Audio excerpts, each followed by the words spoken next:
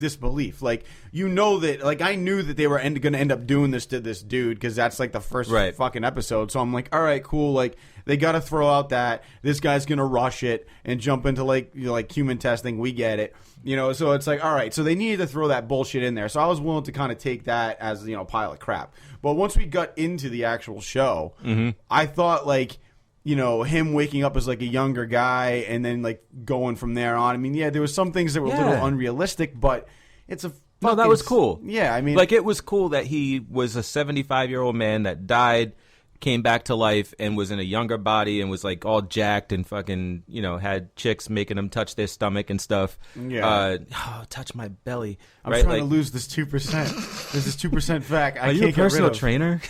Well, I mean, okay. The one scene that really kind of was stupid to us was he goes to this. His older version of himself was basically meeting up with like a prostitute, like a call girl on the reg, right? Yeah. So and so she was music like, appreciation. Yeah, she was like, "Don't worry, there's basically his son comes in and realizes that his dad is like, dad at 75 has been hooking up with like this call girl, and then she's like, "Don't worry, there's some things that he can't do," and then like she kind of leaves and is really weird about it, and then his younger self ends up. You know, seeing her at a bar and goes up to her and, you know, she's like, "I don't know who you are." And he's like, "Well, so-and-so, you know, told me that," he's basically talking about himself as an older guy. He's like, "So-and-so told me that if I ever needed anything, you're the person that I should see." And she's like, "Well, you know, like, I charge." And he's like, "Well, I don't have any money," because he's still in like his, you know, I don't know, scientific, I just got out of a tube clothes. So, no shoes on, no socks. It's basically, he's basically wearing like a fucking Nike dry fit shirt that says like Looking Glass, the name of the company. So he's like, "I don't have any money." And she's like, "Well, too fucking bad." So he's like, "Hold on, like, hold that thought." And he like follows this dude with a suit who's obviously some kind of millionaire / maybe drug dealer into a bathroom. And the guy's like, "Whoa, what are you doing in the bathroom with me, man?" And he's like, I forgot what he said, but something like, "Shut up." And then he just like, and then he basically like takes the money out of his pockets and then beats the shit out of him and puts on his suit and takes all his money. So within a 10-minute period, he finds a random guy who has a ton of money, not to mention a suit that didn't look like it would fit his body style, and comes back. And next scene is like him in the house, and basically this girl's gonna fuck him. But like, she never questioned like how he got all that money in a 10-minute period and how he got a suit that fit him. You know, like, if that's not sketchy at all, or that's unexplained, I mean, yeah, she was just like, much better. Yeah, you know. But I think that's her job to be like, "Fuck it, I'm getting paid." Yeah, literally, fuck. Right. So, but I don't know. I mean, the show didn't bother me as much as it bothered you, but I'm willing to like give it maybe another couple episodes. Look, here's the thing, right? I am a huge supporter of the idea that a writer needs to set up his show or his book or his series or whatever it is, right? Right. You got to have some setup. You got to put the plastic army men you gotta have in some line, exposition, right? Right. Before you can start making them pretend fire shots at each other, right? So I get it. And this literally felt like I'm ripping the Band-Aid off, right? Like I am just going to rip the Band-Aid off and now we're in the show, right? Like, I prefer a little bit more foreplay. I prefer, like, you know, a show to actually give me maybe 2 or 3 episodes of the setup, right? It might be a little slower, right? It may gather, you know, an audience a little bit slower and whatnot, but I think it just actually would benefit from a little bit more explanation on certain things. I feel like these two people, Adhir Kalyan and Dilshad Vadsaria, they're the two Wonder Twins there, Otto and Mary Goodwin. I just wasn't a fan of them. I thought Otto was, and I know he was supposed to be awkward. Like, he's like, I don't know, like, what his deal is, but I mean, like, he's not just awkward, but he's actually creepy in the way that he, like, kind of fawns after his sister. It's like, you know, it almost feels like there's a little sexual tension there, and there shouldn't be, right? And I don't know, like, some of the special effects were really weird, like when they regenerate like his room from the 80s or whatever the fuck year it was. Show me my 97 room or whatever. Yeah, and it was like friggin' like just 2D. Yeah, You know, it was like somebody like sketched out like a table and a beach ball or something around them, and it was just really weird. Like, I mean, there were so many things that just took me out of appreciating the other really cool stuff that was going on, because there was really cool stuff. So oddly enough, I am going to give Second Chance a second chance. Second chance, man. Yeah, we'll see. We'll see in episode 2 if there's a little bit less weirdness and they just kind of motor forward. Yeah, and if after 24 hours, like you start to see a lot of lines, then that means that you're not going to watch the show anymore. Yeah. Yeah. That's the other thing that bothered me too. It's like, dude's just like. Yeah, he's like, is it 24? No, it's like 12 hours, right? He only gets like 12 hours out of the tank. 24 hours. 24 hours seems like an awfully long time. You can do a lot in 24 hours.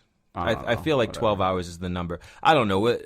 Not that it really matters. Like, I mean, like when he starts seeing the fucking lines, he knows he's going to black out and like possibly, I guess like the whole idea is that he just dies for real or some shit, right? Yeah, they basically have to, it's like a side effect or something like of him being in a new body or something. It has to like be regenerated with energy. Yeah, it's like rejecting him or something. Yeah, rejecting him. That's the word. Yeah. So I don't know. And then like a drone picked him up.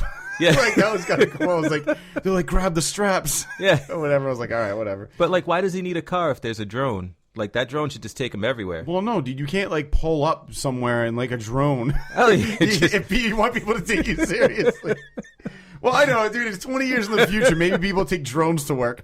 Anyway, it's like fucking Time Cop. Right? But anyway, like where Van Damme gets in, like, where would you like to go? And he's like, home. It just takes him home. All right, cool. Anyway, well, let's move on, man. We said enough about Second Chance. You're going to give it a second chance. I am. The second show that we watched, which hasn't premiered yet, which, dude, we both fucking loved. Yeah. We just finished watching this, was a show called Lucifer.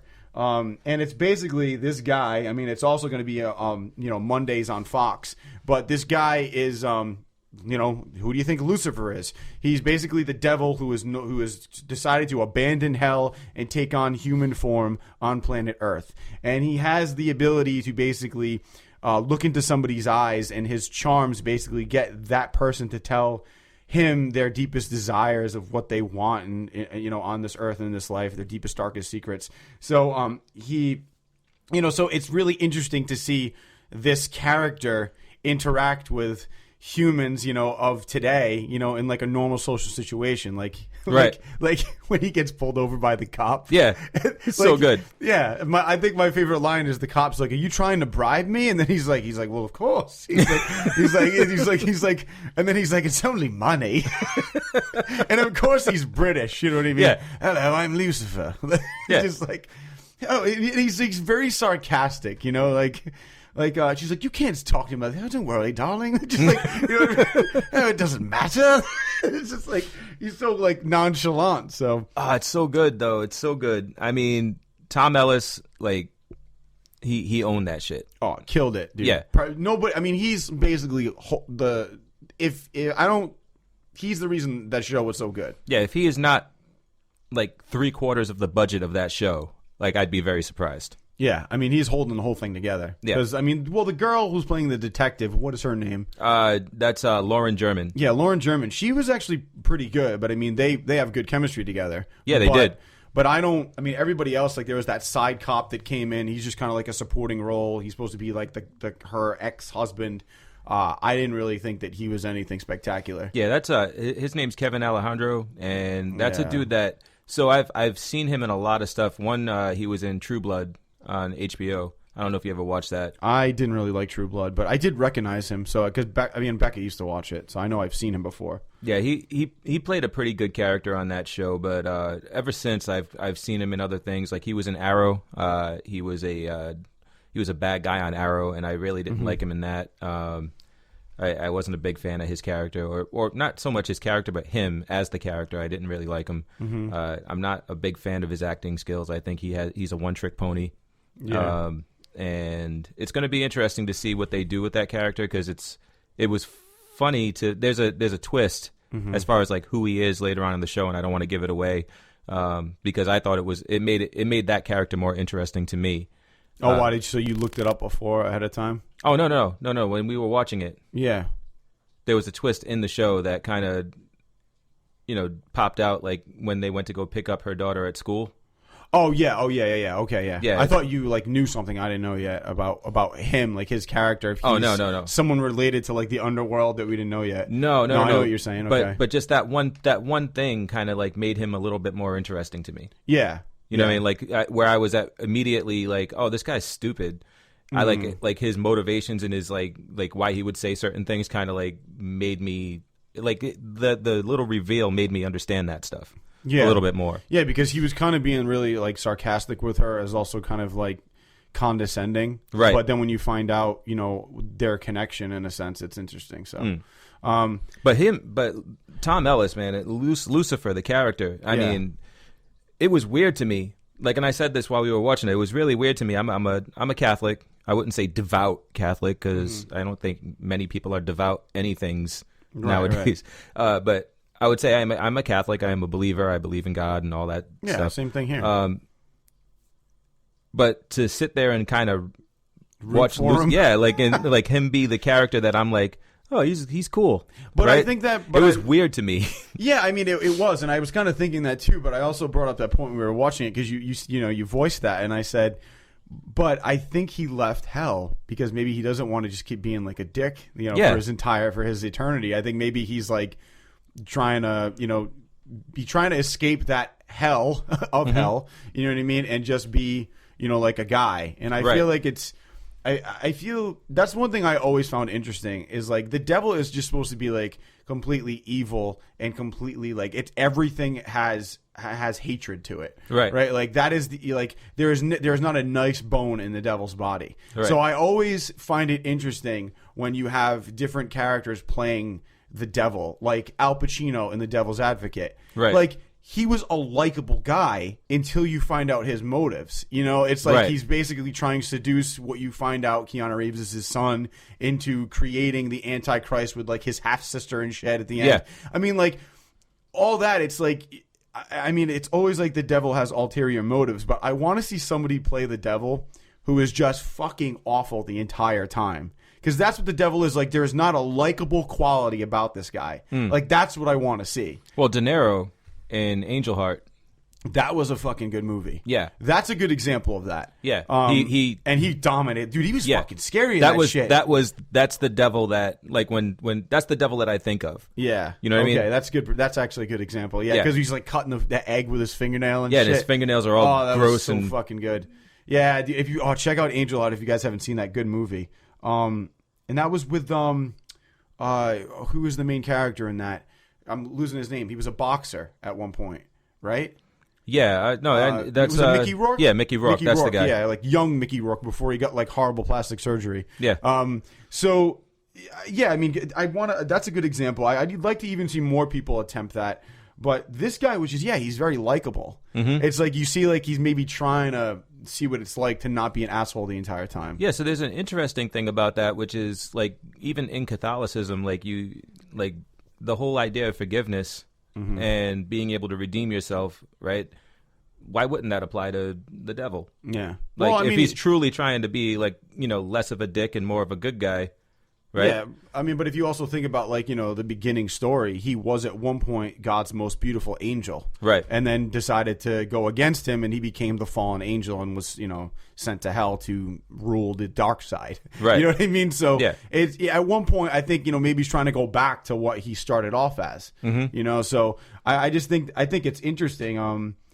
But there is that side to him, where he is very manipulative, and I like that about him. Right. Where it's like if he's in a tough situation, he's not going to die, so he's not afraid of death. Mm-hmm. Like where he goes into that like rapper's house. Yeah. No, that was great. I mean, that was a good scene. That was a hilarious scene, man. So the writing was kind of, I don't know, man. I don't know. Maybe it was maybe it was great. You're because it's what are you saying? You don't like black people? He's like, no. He's like, I don't have a problem with black people. I just don't like your music. and then he goes, and then my favorite line was he goes, well, you bet. He goes, words like that are going to get you killed. And then he said, he's like, no, I'm sure there are a lot of people out there. He goes, there are a lot of big artists in the pot. He goes, but you're just not one of them. Like, it was just like, it was great. Like, his sarcasm, just not being afraid because he doesn't have a reason to be. Anybody else would be like, I gotta watch what I say because I got my ass shot. Right. You know, but I just love that confidence that he has. Yeah, and it's really cool because like that scene, like I felt like